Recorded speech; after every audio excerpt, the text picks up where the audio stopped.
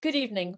I'd like to welcome everyone who's participating this evening and those who'll join through social media, but especially our two speakers, Dr. Zomlot, our Palestinian ambassador to the UK, who's accompanied by his colleague from the Palestinian mission, Mahmoud Skalk, but also Louise Haigh, MP, Vice Chair of Labour Friends of Palestine. As always at this point, we like to send a message of solidarity and friendship to everyone in Palestine, our Jewish friends in Israel, friends across the UK, who support the human and political rights of Palestinians and are working for peace in the region. This evening is part of a series on Palestine in which we've been led in discussions by Palestinian speakers and activists on the humanitarian crisis and the human rights violations that are facing the Palestinian people under 52 years of military and administrative occupation by Israel. The topics have included home demolitions, child imprisonment, annexation plans, and the loss of water rights and land. At these other meetings, we've asked speakers, what does the UK need to do in response to these injustices? And the answer has been consistent. The UK needs to challenge the injustices, speak publicly about what we hear and see, and in doing so, ensure that the Palestinian voice is heard, and that there is accountability for the Palestinian suffering and the loss of their legitimate aspirations. So tonight, we're looking at that question. What should the UK do in response to the injustices facing the Palestinian people?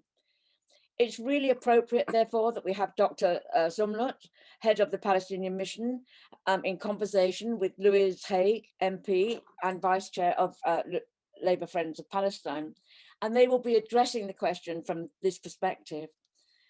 Well, prior to his appointment to the UK, Dr. Zomlot served as ambassador to the United States. He was head of the PLO General Delegation to there.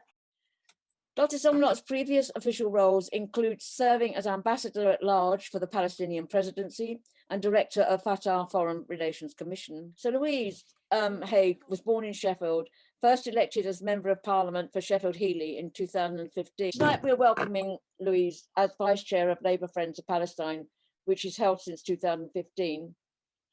She has been vocal against Donald Trump's supposed peace proposal for Israel and Palestine, that, as she said, is in breach of international law and gave Israel control in the occupied Palestinian territories far beyond the Green Line, i.e. the pre-1967 border.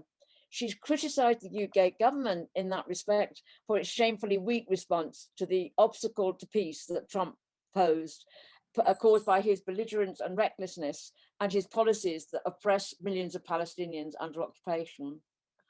Well, with those two very impressive biographies, it is with great pleasure that I now welcome Dr. Zomlot and Louise Haigh. Say that we stood up to Trump, absolutely. We stood up to his bully, his attempts to erase us from the agenda and erase us from history even. We stood very firm, I assure you. We did not waver or budge when he tried to buy our enslavement. By the way, this is exactly what they were trying to do, and I was the one in the crossfire. I mean, I know what they were trying to do, and I know what we did in exchange. They were trying to buy our own enslavement in a pretend of a state, and with all the blackmail and the bully and the withholding of funds and the closure of our mission, the closure of the Consulate General, the recognition of Jerusalem as Israel's capital, the defunding of UNRWA, and all that followed.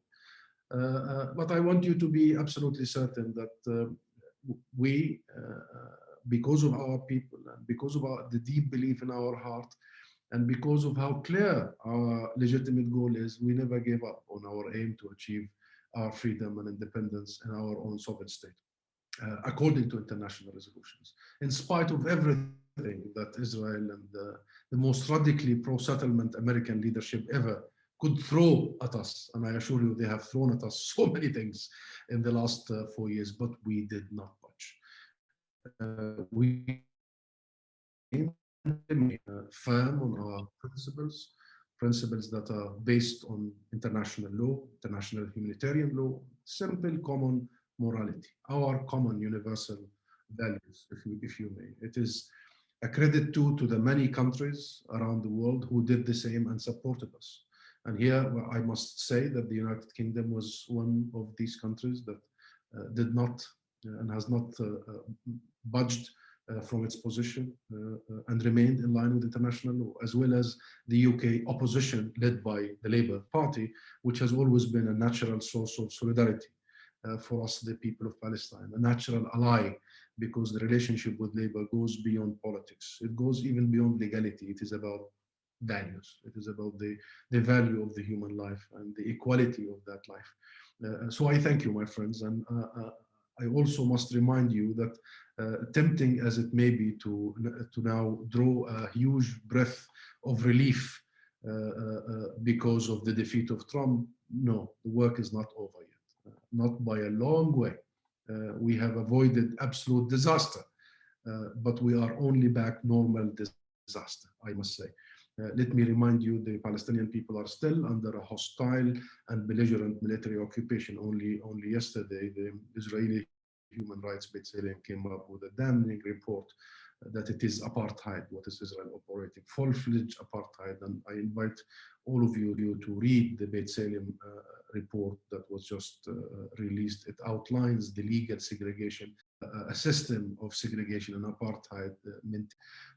Our people in Gaza remain besieged, word of the day, and where it is a near miracle that this cursed pandemic we are all suffering has not yet taken a far more catastrophic toll. I hope it won't, but things are very acute, I must say. And it is a direct and indisputable consequence of Israel's inhumane and illegal blockade on Gaza, that people survive on a few hours of electricity a day, on no more than a few dollars a day. That is a documented absence of nearly half of all essential medicines needed there in Gaza. So our hearts there. I was born in Gaza, by the way.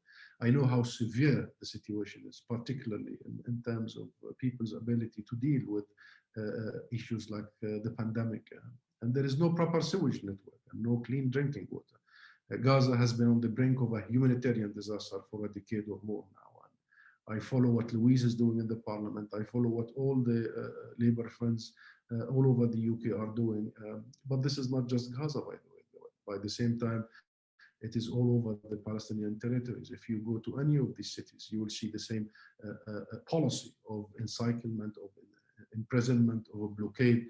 Qalqilia, just one example, is completely circled by a wall and has one gate, and that gate is controlled by an Israeli soldier. So it is all over the West Bank and Gaza, this practice, and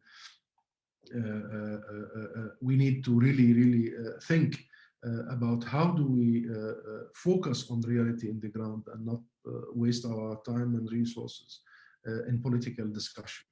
How do we manage to think about people and their ability to withstand and survive and remain on the land. And you know, whether the West Bank or Gaza, of course, we know that this program, while including Israelis living illegally in the West Bank, tens of thousands, 150,000 actually. It excludes Palestinians in the same area, or indeed even in Gaza. It excludes Palestinian political prisoners in Israeli jail, right deep in Israel. They gave vaccination to their jailers, but they didn't give vaccination to the Palestinian prisoners, not even to the Palestinian workers who work in Israel. It's an absolute, inhumane, unprecedented form of racism, form of apartheid. It is a vaccine apartheid. It was very well documented by The Guardian, by The Independent here in the UK, by several other media and international platforms. This is truly unconscionable.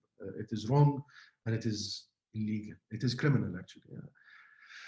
But we didn't expect different behavior. I mean, it's inbuilt, this racism, this obsession, this freakish control system, this mindset is simply inbuilt, and it's been just going, in fact, in the wrong direction. It's been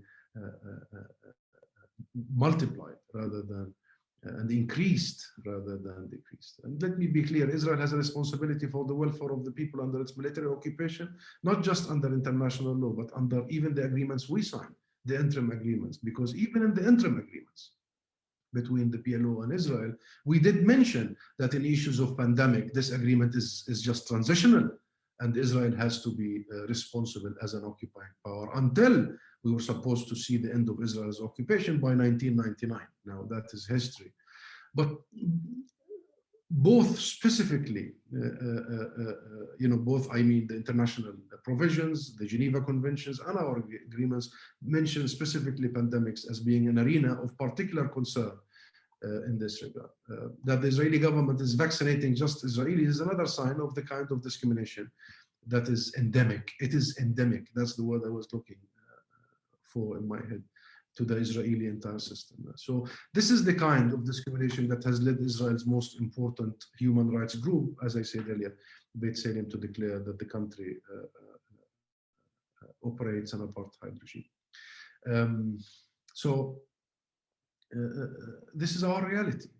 Because I see so many discussions about, here, and the reality is that it's compounded between military occupation, colonization, unabated, theft of land and replacement, displacement and replacement, and on the top of all that, a system of apartheid, full-fledged apartheid that is using the power of the occupying state, that is Israel, to segregate and discriminate legally through the Knesset against peoples and population based on religion or ethnicity and what have you. And therefore, there is plenty of work to do, my friends, really, and to focus and to channel our energies. I know there is discussion these days about 2 states or 1 state, about what aims should we be pursuing, about what is most just and most right. And please, please, please hear it from me. This must not become a distraction, because the reality on the ground is way more worse, way more dramatic, way more severe than just what kind of a solution we are after, because Israel is not interested in a solution. It isn't. And short of, and unless we change the reality, we change the power relations, this will be wasted. All the discussion, we need to focus. And we have one job primarily now, one overriding priority, if I may, that is to stop the Greater Israel project and keep our people on the ground. And the Greater Israel project is expanding at an unprecedented rate. And we must stop this Greater Israel project. I cannot emphasize enough how important this is.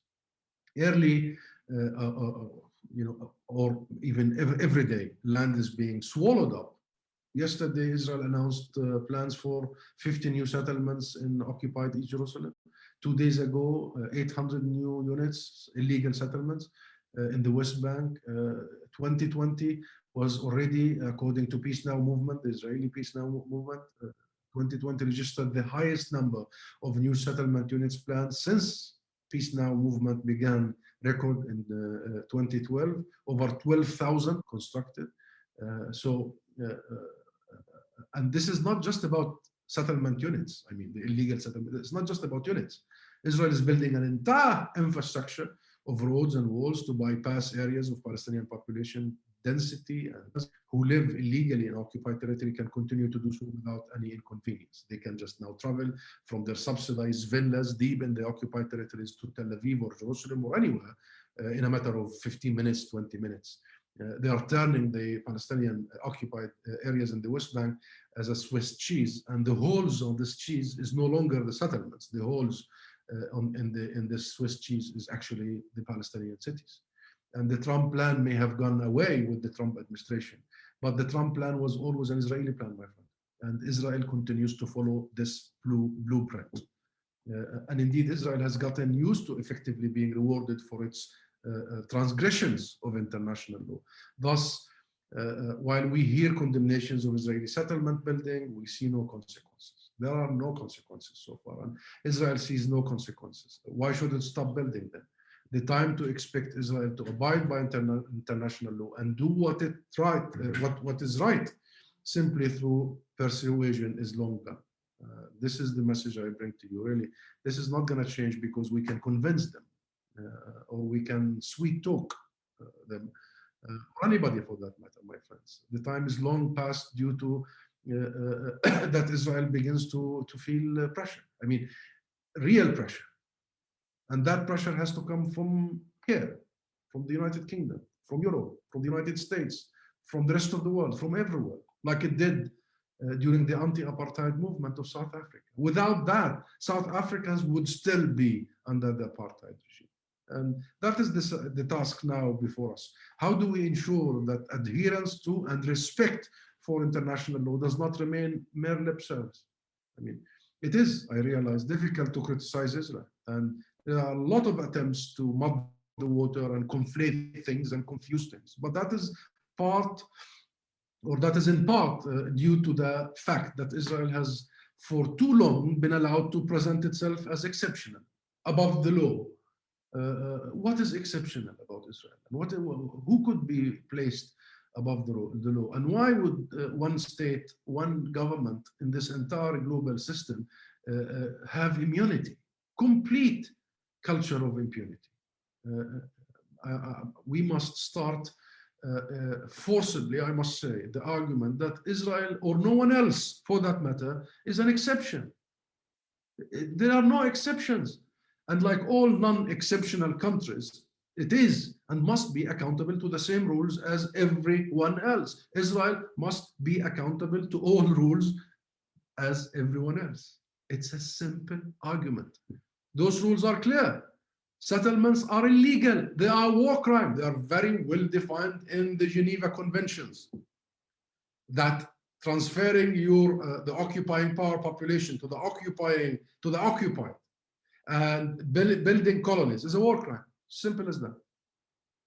And it must be stopped, sanctions, dismantled, and therefore refugees. What are with the discussion? Refugees have the right of return and compensation. People have the right to their right of self-determination, to their land, a state they can call their own. It is forbidden to acquire territory in war. It's very straightforward. It is forbidden. The acquisition of land by force is forbidden. That's the international system. That's internationalism for you. That's the main lesson we learned from the Second World War. It's clear. But if there is one country that is allowed to be above all that, then the rest of the system will collapse. And this is what has been happening over the last many years, actually. So those rules lead us to one place. The position that we have always taken since 1988. There is nothing wrong with repeating it and repeating these rules and insisting that Israel be held accountable, just like everyone else. But if it refuses, it is necessary to take further steps. The first step is to ban settlement goods. We must ban the illegal settlement products. I mean, what's this whole policy of labeling? You don't label ivory products. They are simply illegal. You ban them. Settlements are clearly illegal. Therefore, profiting from them should be illegal too. And so far in the UK and Europe, there is no ban of settlement products. This is such a disregard to the very laws that the UK subscribe to, European countries subscribe to, the rest of the world subscribe to. Until Israel begins to pay a price for its illegal settlement project, it will continue its expansion.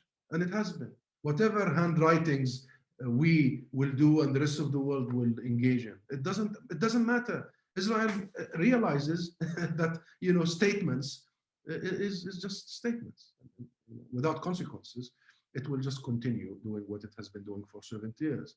And consequences is the only thing that would alter this direction. And not only settlement products that must be banned, but companies working in these settlements must be banned. British companies, and you know, the United Nations released a list, a database of all companies that illegally operate in these settlements, and it included 3 British companies and many other, of course, European companies. These companies must stop immediately. They are operating in illegal areas. It's stolen land, stolen water, stolen resources. So it's not a rocket science. It isn't a rocket science. How do we actually enforce the will of the law and the provisions of the law? And another important step that we must all work towards is the recognition of the United Kingdom of the state of Palestine, to recognize the state of Palestine, to take this step. I mean, you believe in the two-state solution. Good, excellent. We do too. International resolutions are very clear about this. Why don't you recognize the two states then? Why do you recognize only one state in that two states?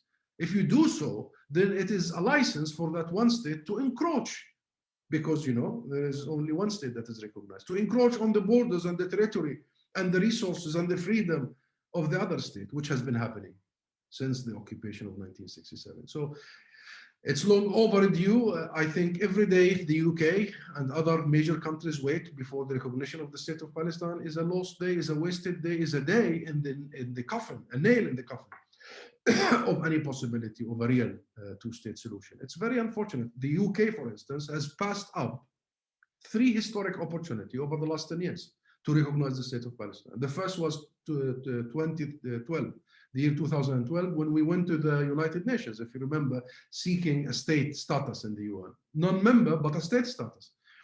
138 countries in the world voted with us, including major European countries, but the UK abstained. I mean, that was such an opportunity that the United Kingdom would join the rest of the world in the legitimate forum of the United Nations to actually, once and for all, correct the course of history and its own doing. I mean, the Balfour Declaration, the mess it has created, and recognize it didn't, it passed up. Second opportunity was 2014, when the UK Parliament overwhelmingly voted to recognize the state of Palestine. The UK government did not heed. And the third opportunity was 2017, which is 100 years since the Balfour Declaration. And that was such an opportunity to do the unfinished business, quoting some of the government officials here. And unfortunately, it passed up. It was missed. Nothing did happen except celebrating the Balfour Declaration, despite the fact that its consequences is living with us until now. The suffering, the agony is still ongoing. The disposition of an entire nation since then, 100 years on, is still going, yet we haven't seen. So this is a time when we actually focus our efforts on having the United Kingdom recognize the state of Palestine. And I want to quickly just say that we, the Palestinian people, of course, have our own work to do. I realize that. First is unity and political legitimacy and renewal of our democracy. Our internal division has gone on too long, and there is a serious movement now, my friends. I assure you, now it is really a serious movement to end this counterproductive self-harm situation. It is self-harm.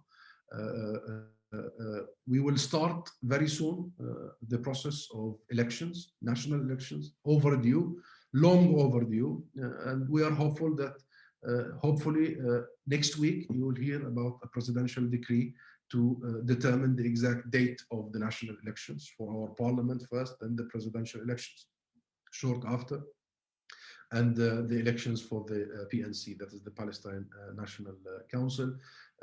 This is very positive for us. This is very positive news. We need to renew our democratic process. We need to revert back to our people, and hopefully soon you will see the Palestinian people going back to the ballot box. It is time for all Palestinians, political factions, to renew our political legitimacy.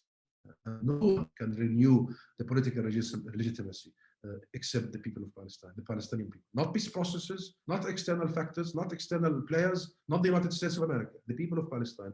And that's why, hopefully within a few months, the people of Palestine will be delivering their verdict of who they want and how they want it and what political program they want to pursue. And we remain committed to nonviolent resistance. At the same time, we reserve the right to engage in such nonviolent resistance for peaceful demonstrations, going to international fora like the ICC, the International Criminal Court, to demand Israel be held accountable under law. And finally, my friends, we must strengthen bonds with our friends worldwide. This is a moment when we really have to be together to come up with a common platform that we push forward, because the last few years have been horrible.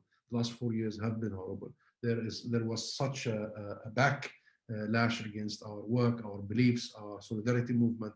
We realized that there was use of some issues to try and silence us. It was horrible. But we're hopeful. We are absolutely hopeful. I see positive developments in the United States, for instance. Not Biden, but the base that brought Biden to the White House. The grassroots movement across the communities in the United States, from the progressive Democrats, and I know some, and they inspire me, to the liberal Jewish organizations in the US, to Black Lives Matter, to Latino groups, to the Palestinian community in the US, all of which include the Palestinian cause as an integral part of their agenda, actually the key part of their agenda. All these groups have sprung up and gained traction over the past few years, in part, I believe, because of the Trump administration. So the Biden administration will seek to maybe to distance itself from the Trump administration. And while we worry that all we hear from the incoming administration is talk of taking us back to the past, that also wasn't working. It is our task to reach out and offer different ideas and new reality in Washington. And dear friends, I just want to end by saying that we have to remain hopeful. Really, hope is such an important commodity, and we were short of in the last 4 years. We must remain optimistic, hopeful. We may now begin to move away from the failed patterns of the past to a more promising future that will eventually lead us to where we want to go, a just, peaceful, and sustainable resolution to the Palestinian issue for your companionship. And I know many of you for many, many years. Your companionship in this journey, your solidarity, your true friendship, your support on a daily basis. For some of you, on an hourly basis. You wake up thinking of Palestine. You will go to sleep thinking of Palestine. I cannot imagine that this cause is going to be defeated. It can only triumph. It can only overcome all the hurdles. I offer you, my friends, my deepest gratitude. Thank you. Thank you very much indeed, Dr. Zomlot. Terrible chair, I let you go way over, but it was just so important, and you have set a fantastic job for us all, but also given us such an overview, and actually ending on a optimistic note, which is so difficult to find in the UK, has been very helpful. So I'd now like to hand over to Louise. Thanks, Anne, and thank you, Dr. Zomlot, for that incredible run through of where we are in the situation in Palestine at the moment, and with the continued occupation and, as you said, creeping annexation. I just wanted to address just one quick point that you made just at the top, which is around a legitimate criticism of Israel and concerns around anti-Semitism. You know, as Anne said at the top of this, I've been vice chair of Labour Friends of Palestine since I was first elected in 2015, and have consistently made criticism of the actions of the Israeli government, as have many of our colleagues in Parliament. And that is completely separate from any question of anti-Semitism and any wider problem of anti-Semitism in our society. And I think they should be absolutely treated separately. But any legitimate criticism of Israel and of the Israeli government, which have all been laid out here today, sit absolutely separately from that issue. As I've said, I'm vice chair of Labour Friends of Palestine, and actually, Dr. Zomlot, we're going to be together again, I think, in a couple of weeks' time, or maybe even next week, as we relaunch Labour Friends of Palestine nationally in Parliament. We spend a lot of time together on Zoom these days, and I'm really pleased that we're relaunching that work, because and I know, and I would acknowledge that the work that we do nationally is not well connected enough into CLPs and with the grassroots of our movement, which you are all absolutely part of and active of, and I feel that you probably aren't aware enough of what we do on a parliamentary level, on a national level, and that's absolutely on us, because we are staffed entirely by volunteers and just haven't been able to get that reach out into constituency parties. So I'm pleased that we're relaunching in a couple of weeks' time, and hopefully we'll use that opportunity to build links out to the CLPs and the work that you're doing on the ground. The work that we do in Parliament is coordinating, for example, in every set of Foreign Office questions about Palestine, and they're often fed in by Dr. Zomlot and by other organisations and NGOs on the ground to encourage Labour colleagues to be raising questions around the ongoing conflict in Palestine and the occupation, to coordinate amongst supporters in the Parliamentary Labour Party and support in debates, of which there are many in Parliament on an ongoing basis.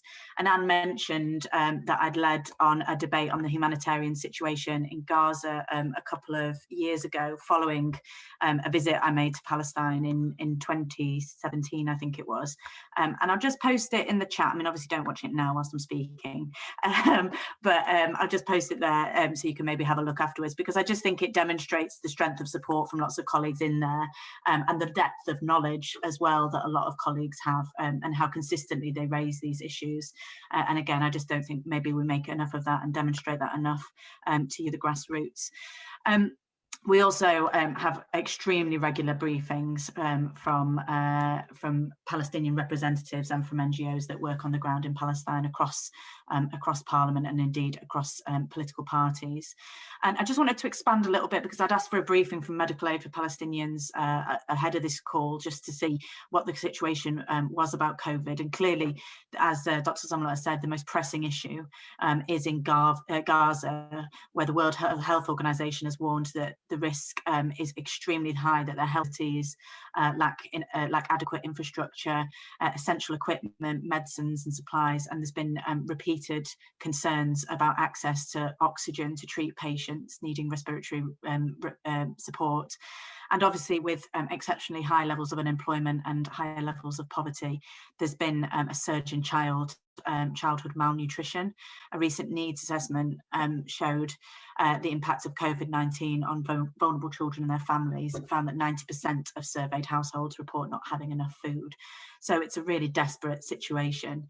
It's a desperate situation on an ongoing basis, but COVID has obviously had an overwhelmingly disproportionate impact on the people of Gaza, and it's important that we keep them and the impact there in as a political priority in terms of the international development community.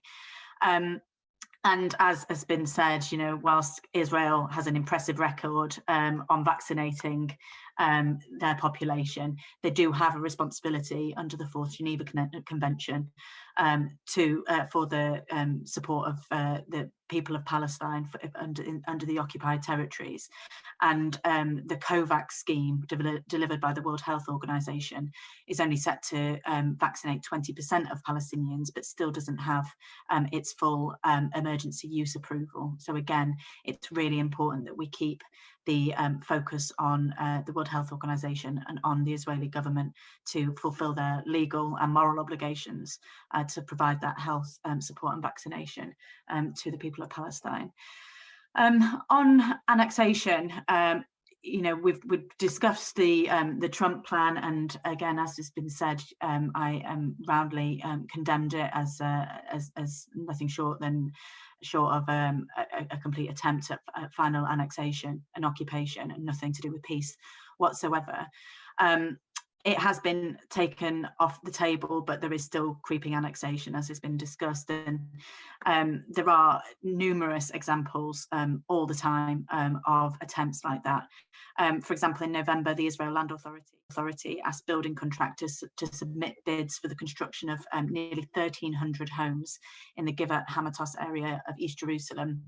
That deadline's coming up on the 18th of January, and I'd be really interested to hear from Dr Zomlot where we are on that, because I know our shadow ministers have written to the Foreign Secretary urging the government to make urgent representations to the Israeli government not to proceed with that tender process for the settlements in Givat, sorry, my pronunciation is terrible, in Givat Hamatos, and called for the Israeli government to suspend the construction of all other settlements in East Jerusalem and elsewhere in the West Bank immediately. But as has been discussed, you know, there are only so many responses that we can have to such illegal occupation and illegal settlements. Clearly, in the event of such illegal annexation, sanctions need to be explored. And as has been said, we have recognised Palestine in Parliament. The UK Parliament in 2014 overwhelmingly voted to recognise the state of Palestine And at the time, our shadow foreign secretary made absolutely clear that that right was a right to be recognised, not a gift to be given. And it's vital that the UK government recognises Palestine as its own independent state, as a process and a path towards a two-state solution, not as a result. That's a really, really important step towards that. And I wholeheartedly support that, as does the organisation of Labour Friends of Palestine, obviously. I mentioned that I'd been to Palestine, sort of a bit out of date now, nearly 4 years ago now. But I just wanted to touch briefly on some of the things I've seen there, and you, I know, have heard from speakers who've witnessed this firsthand as well, or been subject to this firsthand as well.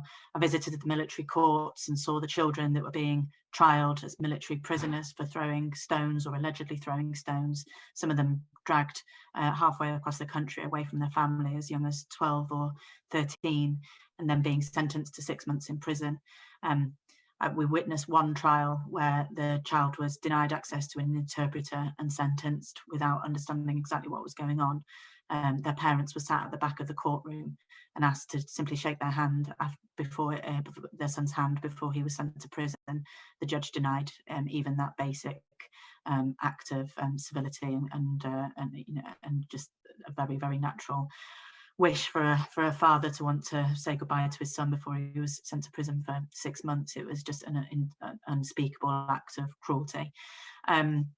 We visited with and met with families that were being driven out of their homes in East Jerusalem and who'd been subject to demolition and eviction notices. And we went to a hospital in East Jerusalem where they were treating Palestinian families and families from Gaza, but because of restrictions on travel from Gaza into East Jerusalem, there were lots of children there that were unable to have their families with them because of those travel restrictions. We saw triplets that had just been born and were being kept in an incubator, and their mother had literally just given birth and then had been shipped back to Gaza because she wasn't able to stay with them. It was, again, just heartbreaking cruelty, and I've spoken about this on several occasions in Parliament. But I have to say that the thing that struck me and stayed with me more than anything was visiting Hebron and seeing the utter separation that the Palestinian people experienced there. And we were shown around by an organisation which I'm sure you know, called Breaking the Silence, which is former IDF soldiers who speak out about the terrible crimes that are committed by the Israeli army. And the former IDF soldier that showed us around talked about them going down a road that had been banned from the Palestinian people walking down. But the problem was Palestinian people lived on that road. So the IDF was sent down to seal the front doors of those families' homes. So they had to leave their homes out the back window and climb down ladders in order to avoid walking down their own road that they were banned from. So really, really shocking. And as I say, visited nearly 4 years ago, and it stays with me. Those experiences stay with me. But you know, Dr Zomlot ended on a position, on a plea and a note of hope. I know it's really difficult, and I know the situation is only worsening all the time in Palestine. I know, you know, from colleagues who've been on delegations since I went, that the situation is worsening, and a two-state solution feels ever further away. But what we also saw when we visited Palestine is what an independent Palestine could look like, visiting places like Ramallah that are just incredible booming towns that offer real hope for what an independent state of Palestine could look like, free from the yoke of oppression. And the people that you meet offer that hope on a daily basis. The community activism and the incredible work they do to support each other is really inspiring. It was also mentioned that today, it's very fortuitous timing, the Labour Party has launched an education programme on the Good Friday Agreement, which is obviously close to my heart as Shadow Northern Ireland Secretary. And that email should be in all of your inboxes today. And I'd really encourage you all to sign up to it, because I really feel we don't do enough here in the UK to learn the lessons from that agreement and learn the lessons of peace. The agreement and the process that led up to ending 4 decades of conflict right here in the UK is held up as a model peace process around the world. and it was mentioned that I have close links with Colombia. The people that were involved in the Northern Ireland peace negotiations were also integral to the recent peace negotiations and process in Colombia as well. And I think there's a lot we could learn from a political and from a governmental level in the role that we played in helping secure the peace in Northern Ireland, on the basis of respect for equal opportunity and respect of identities and equal respect for communities. And that's exactly what the people of Palestine deserve as well.